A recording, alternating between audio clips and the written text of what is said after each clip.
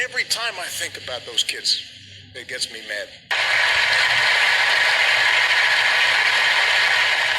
Whether you are black or white or Hispanic or Asian or Native American or of Middle Eastern descent, we have all seen this bigotry in our own lives at some point.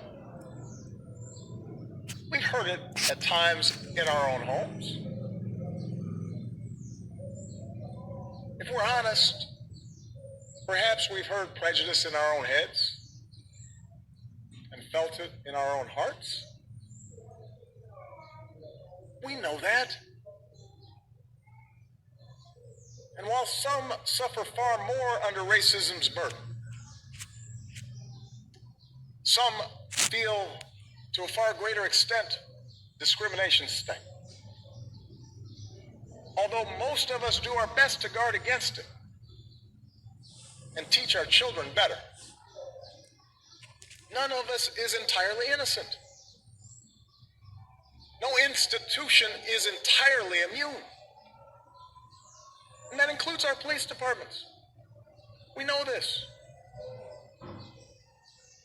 And so when African Americans from all walks of life, from different communities across the country, voice a growing despair over what they perceive to be unequal treatment, when study after study shows that whites and people of color experience the criminal justice system differently, so that if you're black, you're more likely to be pulled over or searched or arrested, more likely to get longer sentences, more likely to get the death penalty for the same crime.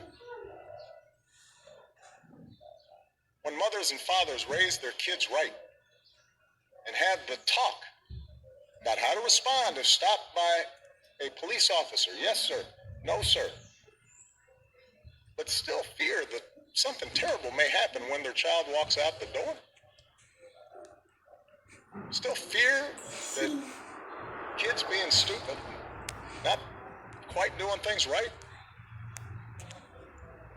might end in tragedy. When all this takes place more than 50 years after the passage of the Civil Rights Act, we cannot simply turn away and dismiss